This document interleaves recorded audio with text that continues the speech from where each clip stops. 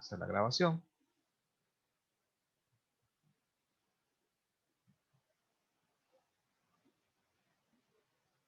Bien, creo que ya se ve, ¿no? Me quedé entonces análisis estadístico de datos. Muy bien, esta es esta guía. Perfecto. Pasamos entonces ahora a otro tipo de modelo, ¿ok? Modelo de, ¿cómo se llama? Medida de localización, en este caso, la mediana muestral. La mediana muestral es un valor, ¿ok? Que se conoce como el valor intermedio del vector de datos ordenados. Es decir, si nosotros revisamos nuevamente, vengo para acá arriba, y agarramos a este vector, aunque uno lo ve como una tabla, pero realmente este es un vector que va de 1 a 40, que tiene 40 columnas. Lo que pasa es que, por supuesto, las 40 columnas no caben en el ancho de la página. Pero este es un vector, pues, o sea, en este caso el vector ordenado. Uno lo que hace es trabajar con el vector ordenado para poder ubicar la mediana de los datos. La mediana de datos sería entonces el dato central. En caso de que el tamaño del vector fuese un número impar, entonces la mediana sería entonces el dato que está justo en el medio, ¿ok? Ahí coincidiría entonces con ese dato intermedio coincidiría con la mediana. En cambio, si el tamaño del vector es un número par, entonces la mediana no va a coincidir con ese dato intermedio, sino que va a estar localizado, va a ser un valor que va a ser el promedio de los dos datos intermedios. Uno agarra el a ver, supongamos, si esto tiene 40, en este caso agarraríamos el dato 20 y el dato 21, es decir, 1199 y 1215, los promediamos y el valor de ese promedio, es decir, la media entre esos dos valores, ¿ok? Nos daría entonces la mediana de los datos. Entonces ya la mediana no pertenece a la muestra, pero es un valor de referencia, como lo es la media aritmética, ¿ok? O como lo puede ser cualquier otro estadístico. Esa mediana simplemente, ¿para qué nos sirve?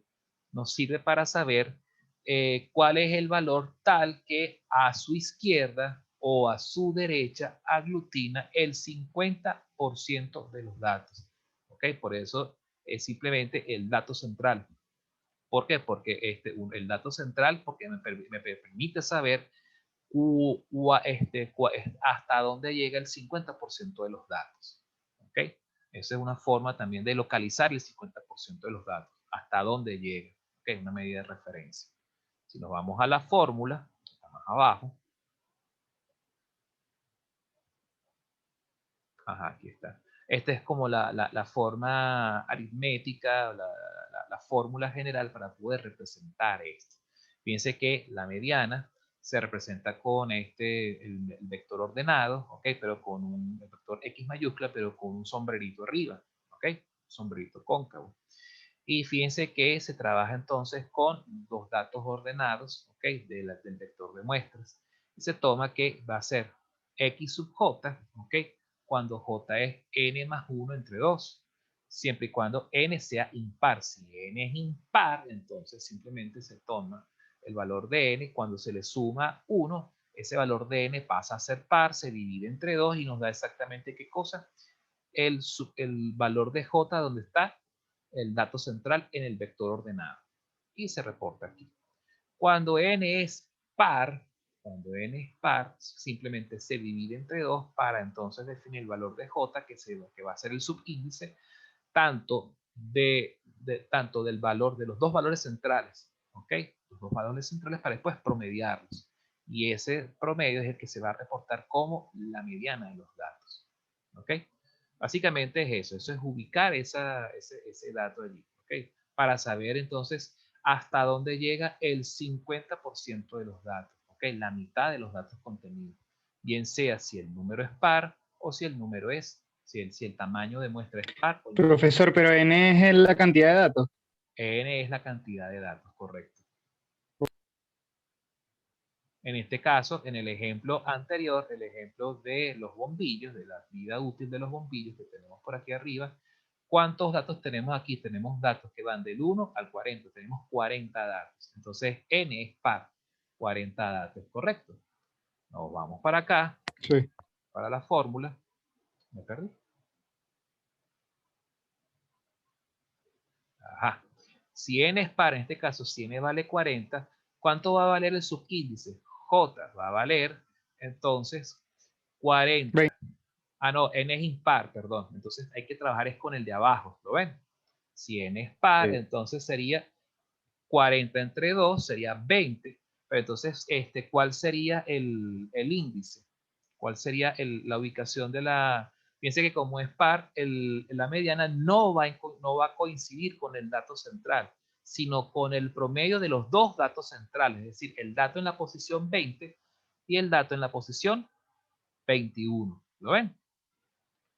Y se divide entre 2 la suma, se promedian esos dos datos. ¿Voy muy rápido o me siguen? No entendí muy bien esa parte, profesor, de En nuestra que muestra tenemos 40 par. datos, ¿cierto? Ok, cae 20. Entonces, Sí. cuando dividimos entre 2 nos va a dar 20. ¿Qué representa No. J? J representa el subíndice o la posición, el orden de posición dentro del total de valores que están en el Ah, ok. vector. Se busca el que vale, el Se que está en la busca el posición 20. dato en la posición 20 y el dato en la posición Son 21. 21. Se promedian y nos va a dar la mediana. Ah, ok, Ah, ok. ¿Lo vieron? ahorita sí. Sí, sí. Si nos Ok, vamos a ahí la, lo que se pondría es, por ejemplo, si el dato 20, vamos aquí a la tabla, fíjate. El dato 20 aquí, ¿cuál es? El 1199, ¿lo ven? Y el Ok, dato 21 es 1215. Los promediamos, exacto. es decir, sumamos y dividimos entre 2 y nos va a dar la mediana de esta muestra. Vamos a hacer ese cálculo rapidito. ¿Cuánto da eso? Bueno,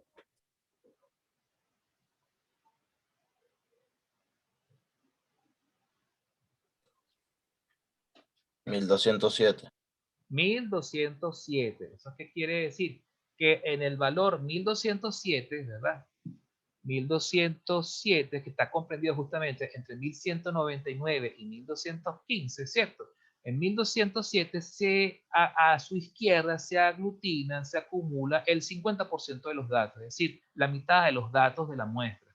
¿Cuál es el tamaño de la muestra? 40. ¿Cuánto es la mitad? 20. Entonces simplemente es un valor de referencia.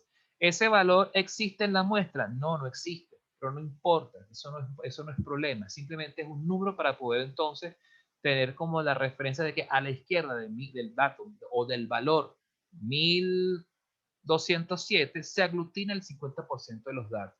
Eso es lo que después, más adelante, vamos a conocer como el percentil 50.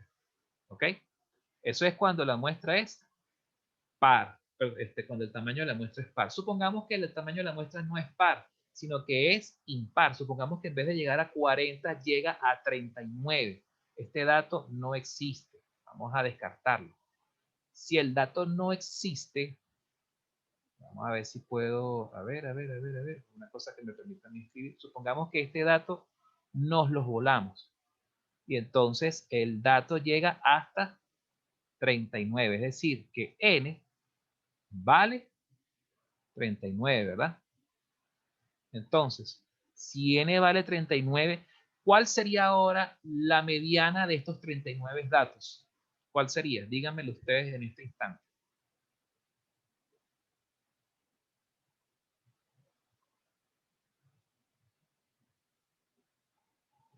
Ay, yo puse aquí 39 igual 39. Profe, al ser impar no sería 39 entre 2 simplemente.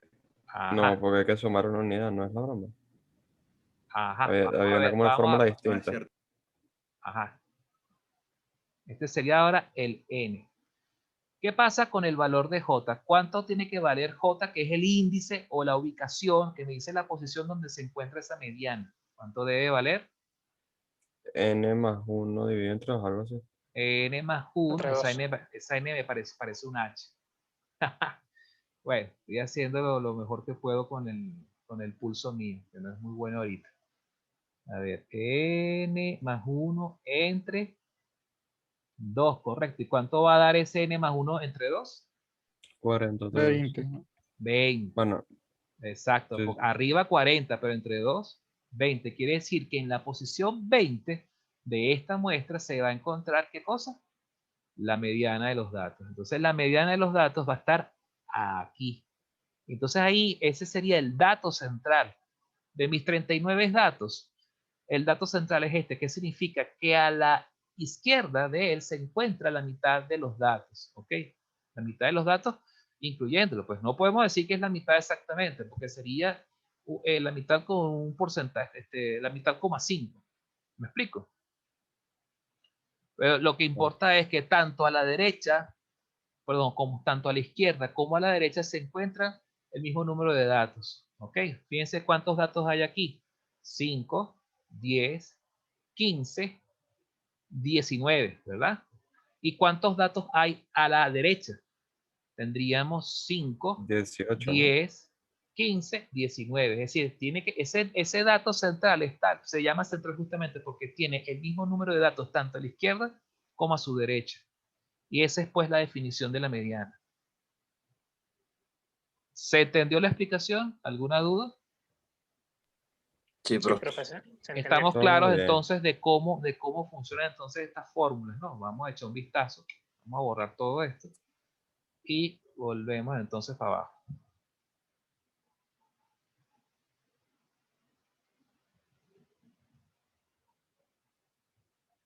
Aquí está. ¿Vieron? Cuando n es impar, usted agarra n, le suma 1, lo divide entre 2. ¿Para qué? Para ubicar la posición del dato central.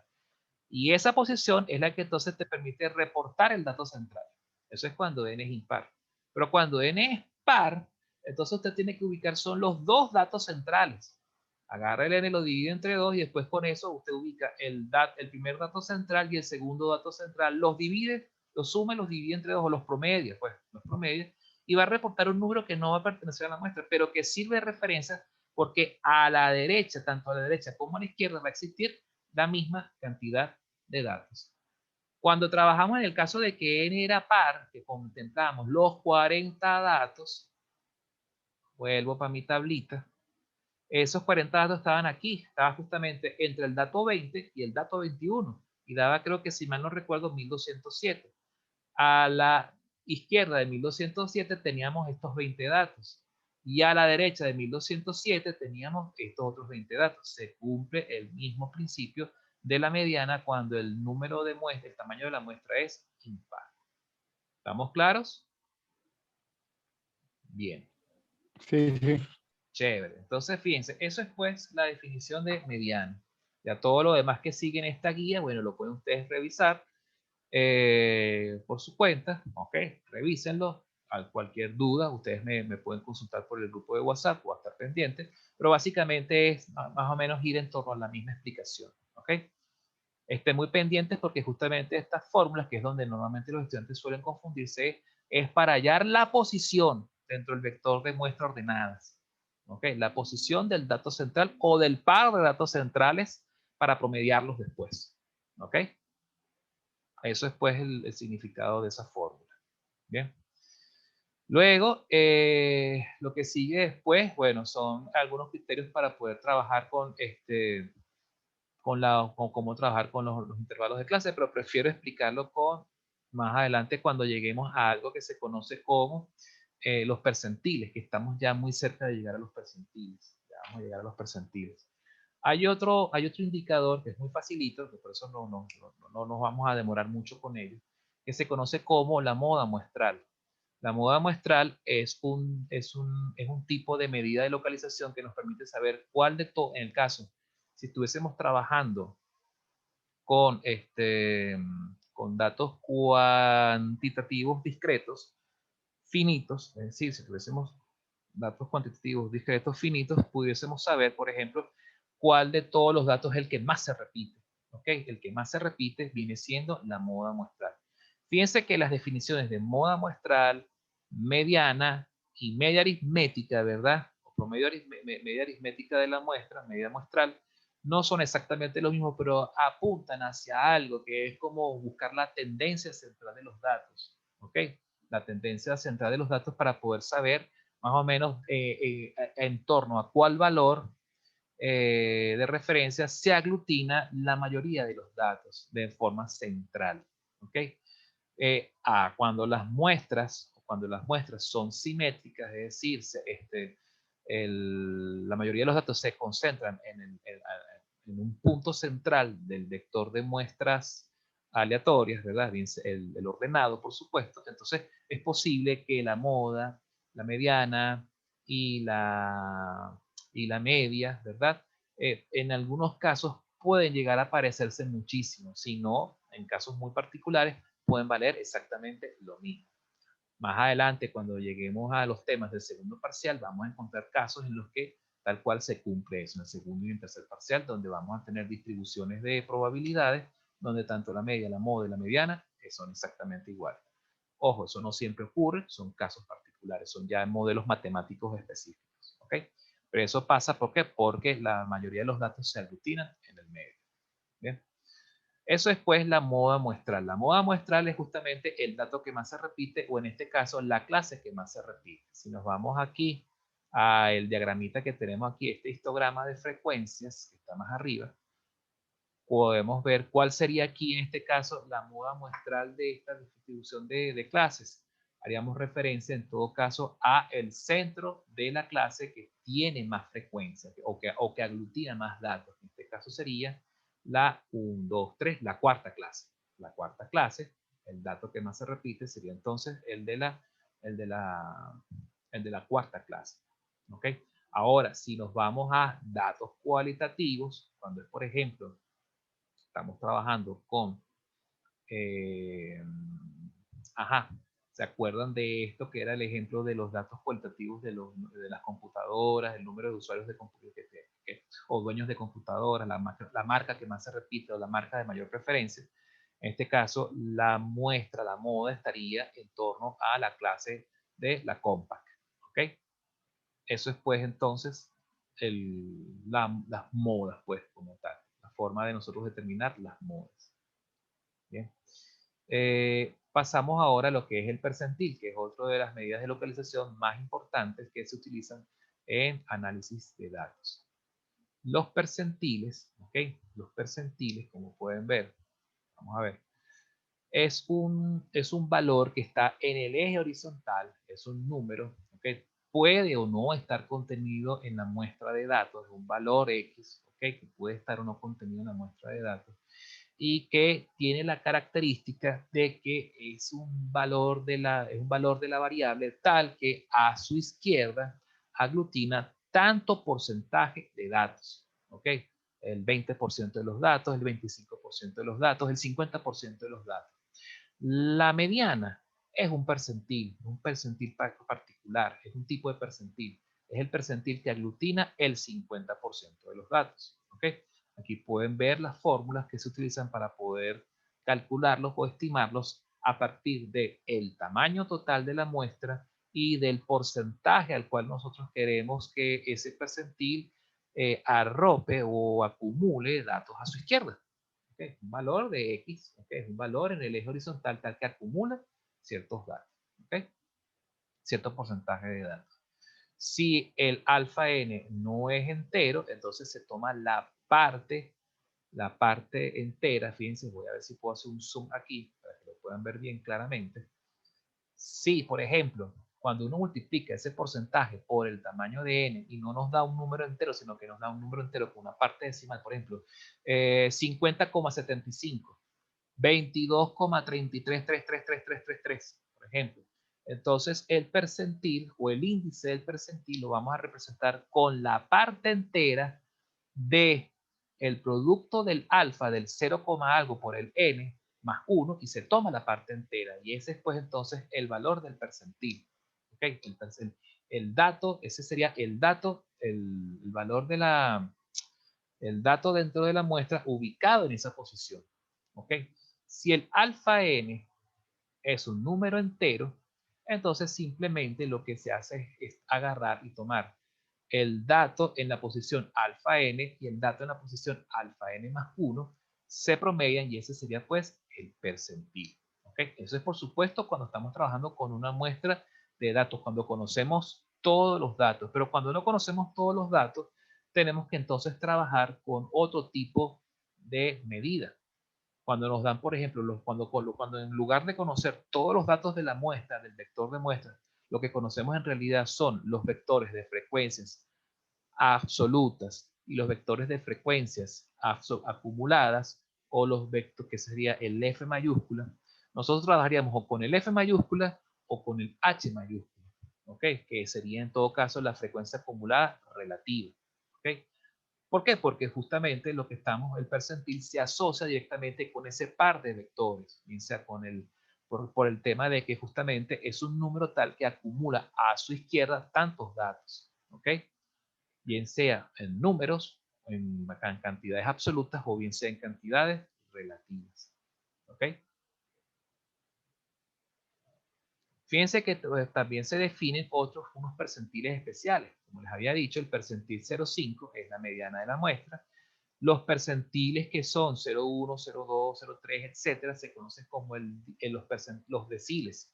Como por ejemplo, el primer decil, el segundo decil, el tercer decil. El tercer decil, por ejemplo, es el percentil 30%. El primer decil es el percentil 10%. El percentil 0,8 es el percentil 80%. Es decir, son valores que acumulan o el 80% de los datos, o el 10% de los datos, o el 30% de los datos.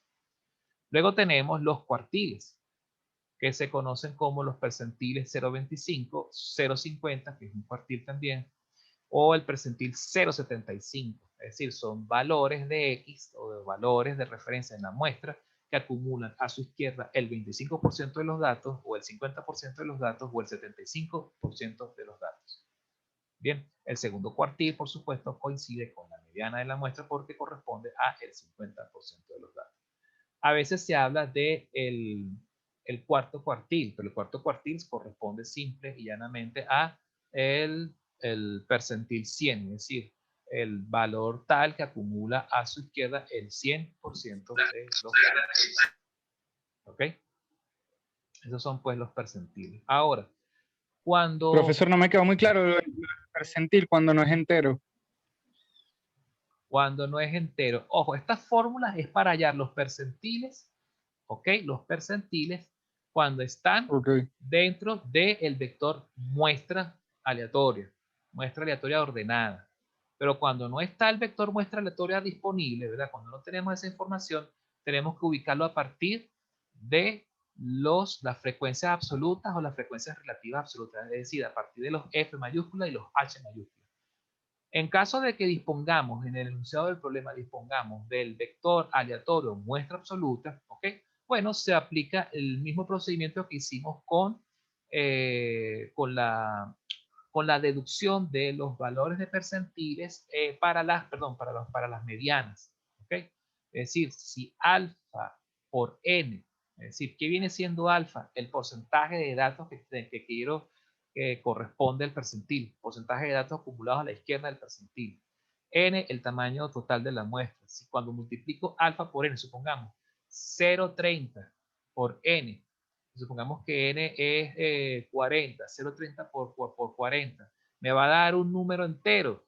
No, ¿verdad? Me va a dar un número con parte entera y parte fraccional.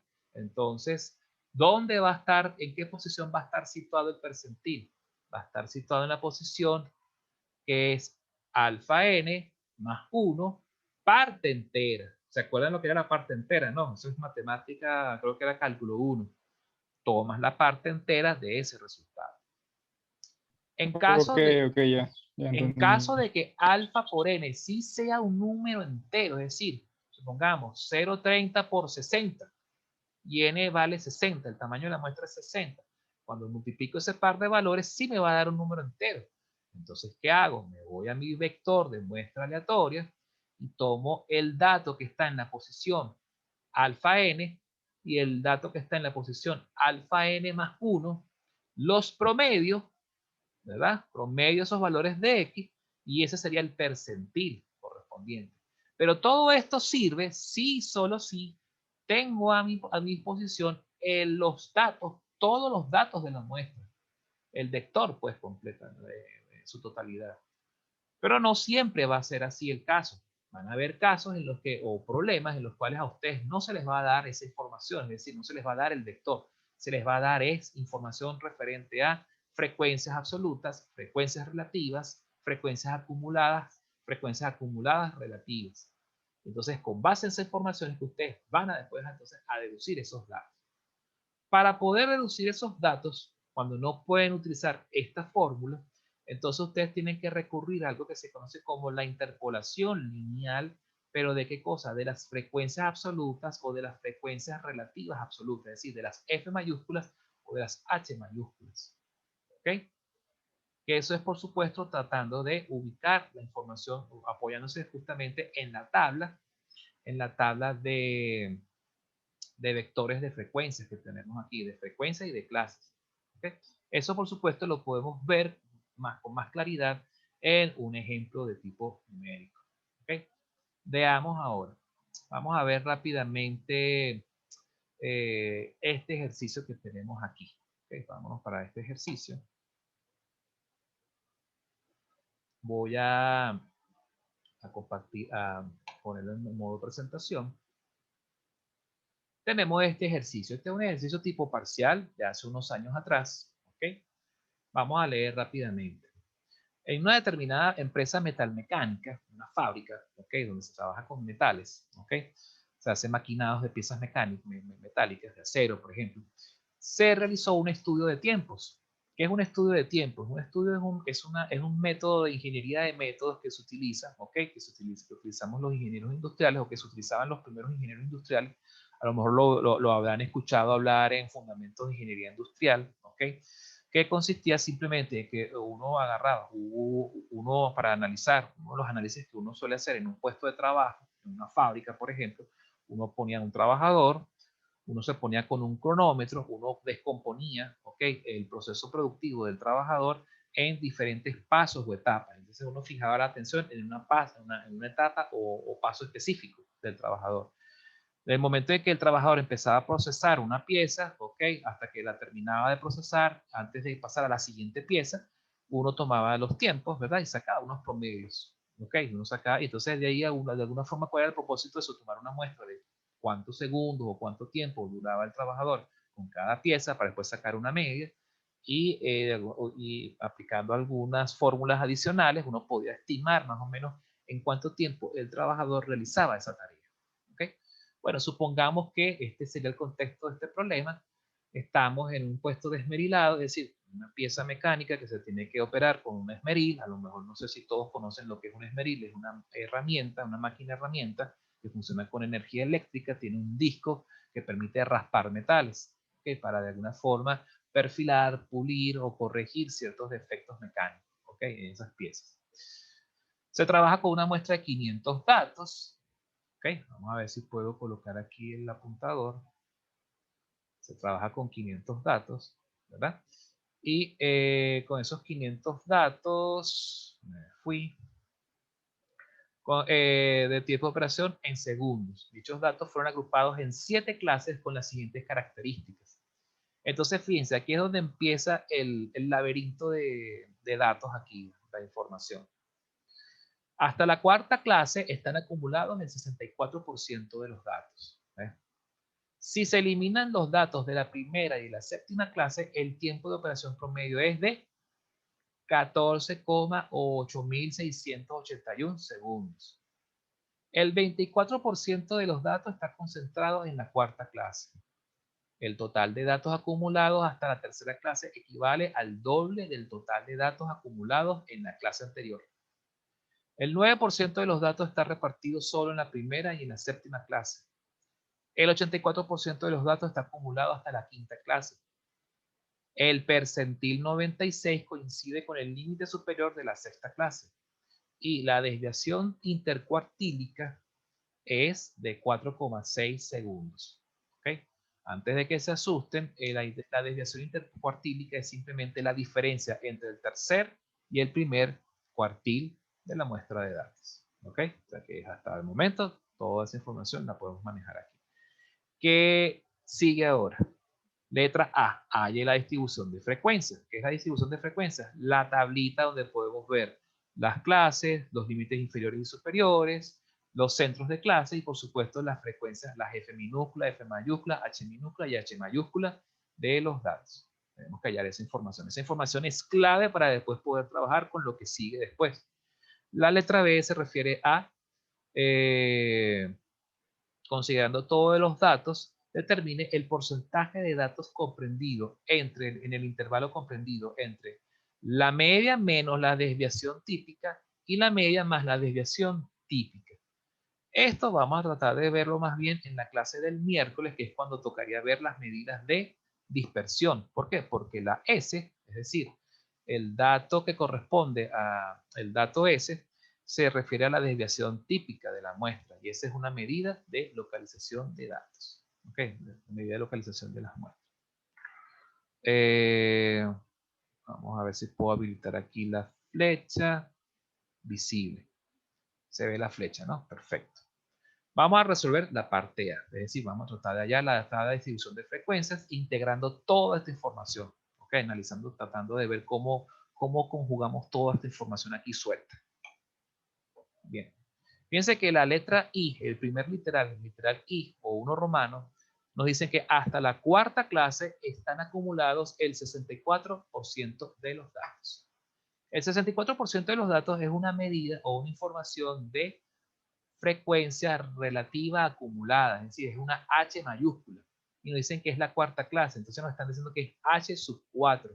Y nos dicen que H sub 4 sería entonces 0,64, es decir, no lo coloquemos en forma de porcentaje, coloquémoslo como forma de número comprendido entre 0 y 1, en forma de valor relativo 0,1. ¿Okay? Sería entonces 0,64. Eso es lo que representa esta frase. Hasta la cuarta clase están acumulados el 64% de los datos. Si me dan el valor 0,64, si me dan el H4, con base a esa información yo puedo hallar F4. Es más, creo que mejor me voy a salir de la presentación para poder. Lo que voy a hacer en todo caso es darle zoom a esto e ir integrando con las fórmulas de análisis de datos. Me voy para las fórmulas de análisis de datos. Están un poquito más arriba, arriba, arriba, arriba, arriba.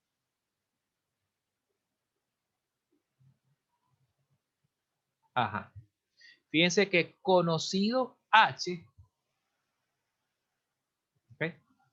Si yo conozco H, yo puedo entonces deducir F perfectamente. Dado el vector H y el número de datos, dado el vector H mayúscula, yo puedo deducir, por ejemplo, F mayúscula. ¿Cómo deduzco F mayúscula? Multiplicando H por el tamaño de la muestra. Si multiplicamos H por el tamaño de la muestra, que es 500, nos da entonces el F mayúscula. ¿Qué representa F mayúscula? La cantidad de datos acumulados hasta la cuarta clase. ¿Ok? Listo, ya tenemos H4 y F4. Si se eliminan los datos de la primera y la séptima clase, el tiempo de operación promedio es de 14.8681 segundos. ¿Ok? 8.681 segundos. Si nos vamos al vector clase y lo representamos de esta forma, ese vector clase sería clase 1 hasta la clase 7. ¿Por qué son 7 clases? Porque nos los dice el enunciado. Nos dice que está distribuido los datos en 7 clases. ¿Correcto? Entonces, por ende, tendríamos también 7 vectores de frecuencias. ¿Ok? Bien sea F minúsculas, F mayúsculas, H minúsculas y H mayúsculas. ¿Ok? Entonces, tendríamos que definir un nuevo vector de clases que sería C sub 1, C sub 2, que iría hasta la clase 5. Pero fíjense que los estoy diferenciando con un prima, con un apóstrofe arriba. C sub 1 prima, C sub 2 prima. Pero fíjense que C sub 1 prima, ¿qué vendría siendo? Sería exactamente igual a la clase 2, que fue la que sobrevivió, y así sucesivamente hasta C sub 5 prima, que vendría siendo igual al C sub 6 prima, que sobrevivió a la eliminación de las clases extremas, ¿ok? Los extremos de las clases que están aquí, ¿ok? Y por ende, los valores de las frecuencias que serían F1', F2', etcétera, sería F1 vendría siendo F2, F2' vendría siendo F3 y así sucesivamente hasta F5' sería F6. Eso es justamente el análisis que se deduce, que se obtiene de eliminar tanto la clase 1 como la clase 7 y sus correspondientes frecuencias. ¿Okay? Luego entonces entramos a un concepto, a otra medida de localización. Otra medida de localización que se conoce como la media truncada. La media truncada de los datos, si nos vamos para las fórmulas, está aquí. Vamos a bajar nuevamente. La media truncada que está por aquí más abajo. Percentiles muestrales. Intervalo entre cuartiles. Media recortada o media truncada. La media recortada o media truncada, la fórmula que ustedes pueden ver aquí, no es tal cual. Fíjense que este caso sería una fórmula que tiene las características de un promedio, porque fíjense que es una sumatoria, ¿verdad?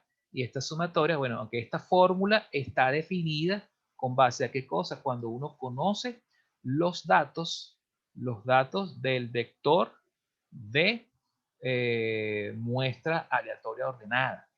¿Ok? Que serían estos X sub I. Cuando yo conozco los X sub I, simplemente se toma en cuenta los datos de X sub I a partir del porcentaje que se está truncando. La forma más general de conocer de poder aplicar la medida recortada es cuando uno recorta por la izquierda y por la derecha. Pero también van a encontrar ejercicios o problemas en la guía de ejercicios propuestos o resueltos donde se recorta solamente por uno de los lados. Se trabaja se trunca los primeros 15% de los datos o se truncan los últimos 15% de la muestra de datos. Pero la forma más ampliada es que se trunca tanto por la izquierda como por la derecha. ¿Ok? Y entonces, bueno, se toma en cuenta los elementos que están en el vector muestra aleatoria ordenada. Desde el valor de I, que lo deducimos, igual que como hicimos con la mediana o con los percentiles. Se multiplica el alfa por el n, se saca la parte entera y se suma 1. Y el complemento del alfa se multiplica por n y se toma la parte entera de eso. Y todo eso se multiplica por el inverso de el valor de n o el nuevo valor de n, es decir, el valor de n que resulta de truncar lo que había a la izquierda y lo que había a la derecha, que en forma aritmética sería esta expresión que está aquí, que son las partes enteras del complemento de 1 menos alfa por n, la parte entera menos el complemento de alfa por n, perdón, alfa por n es su complemento o parte entera, la parte entera, perdón. ¿Ok? Eso es pues entonces la forma de calcular. Pero esto solo sirve, muchachos, solo si nosotros disponemos de el vector muestra aleatoria. Si no tenemos el vector muestra aleatoria, sino que lo que disponemos es de valores de frecuencias, ¿ok? Entonces tenemos que trabajar con la tabla de frecuencias. Me queda menos de un minuto. Vamos a pasar rapidito a una última videoconferencia, ¿ok? Vamos a darle hasta la 1, ¿ok? Porque arrancamos un poquito tarde. Por favor, no se pierdan. Vamos a una última parte para poder terminar de resolver este ejercicio o ver más o menos hasta dónde llegamos. ¿De acuerdo? Nos vemos ahorita. No se vayan.